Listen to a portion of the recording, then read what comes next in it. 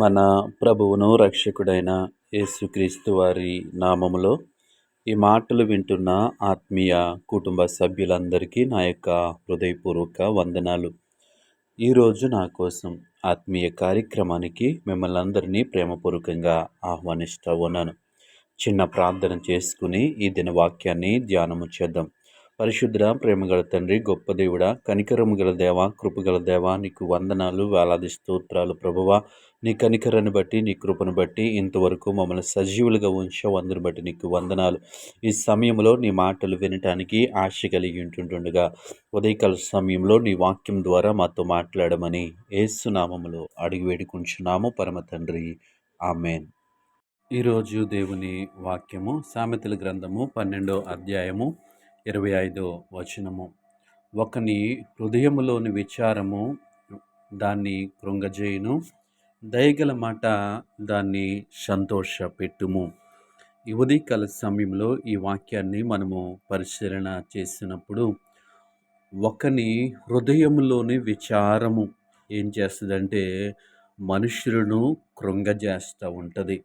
విచారము మనుషుల్ని బలహీనుల్ని చేస్తూ ఉంటుందని దేవుని వాక్యము సెలవిస్తూ ఉంది. అయితే దయగల మాట దాన్ని సంతోషపెట్టుము.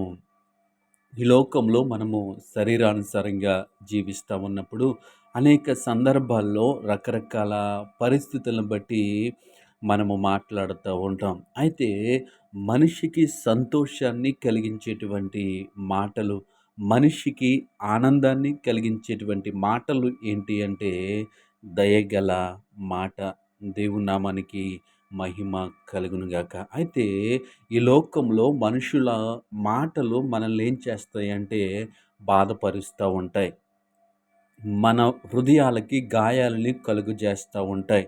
ఎందుకు అంటే మనుషులు కపటమైనటువంటి ఆలోచనలు, కపటమైనటువంటి బుద్ధి చేత మాట్లాడుతూ ఉంటారు. కాబట్టి వారి మాటలు మనకేం చేస్తాయంటే మనకి బాధ కలిగిస్తూ ఉంటాయి. మన హృదయానికి గాయాలు కలుగజేస్తూ ఉంటాయి.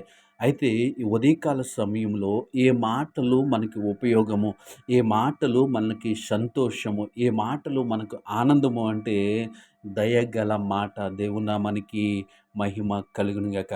ఈ దయగల మాటలో ఉన్నటువంటి శక్తి ఏంటి?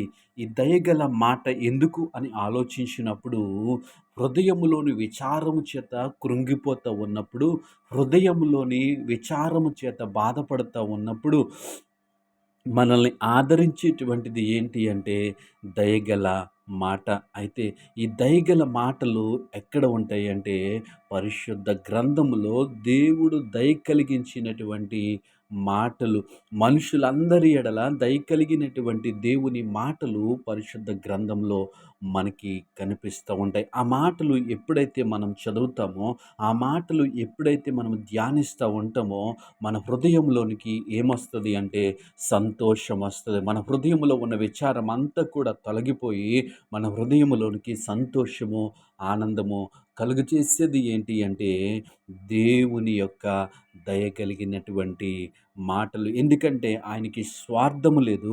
ఆయన ప్రేమ స్వరూపి అయి ఉన్నాడు. ఆయన మనల్ని కలుగు చేస్తాడు కాబట్టి ఆయన మాటలు ఎప్పుడు కూడా ఎలాంటి మాటలు అంటే దయ కలిగినటువంటి మాటలు. ఈ లోకంలో మనుషులు ఇష్టం ఉంటే మంచిగా మాట్లాడతారు.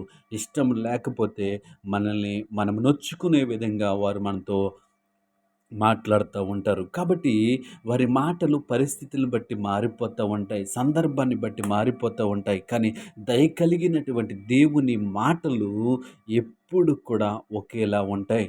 కాబట్టి ఆయన మాటలు యందు మనము నమ్మకం ఉంచినప్పుడు, ఆయన మాటలు యందు మనం విశ్వాసం ఉంచినప్పుడు, ఆయన మాటలు మనం వింటూ ఉన్నప్పుడు మన హృదయంలో విచారం అంతా కూడా కొట్టివేయబడుతుంది. దేవుని నామానికి మహిమ కలుగునుగాక. అయితే ఈ ఉదయకాల సమయంలో ఈ మాటలు వింటున్నటువంటి మనము ఎలాంటి మాటలు మాట్లాడటానికి ఇష్టపడతా ఉన్నాం, ఎలాంటి మాటలను జ్ఞాపకం చేసుకోవడానికి ఇష్టపడతా ఉన్నాం. దయగలిగినటువంటి ఆయన మాటలను మనము జ్ఞాపకము చేసుకునే వారిగా ఉండాలి. ఎప్పుడైతే ఆయన మాటలు యందు లక్ష్యం ఉంచుతామో మన హృదయంలో విచారం అంతా కూడా తొలగిపోతుంది. అట్టి కృప దేవుడు మనకి అనుగ్రహించును గాక. ఆమేన్.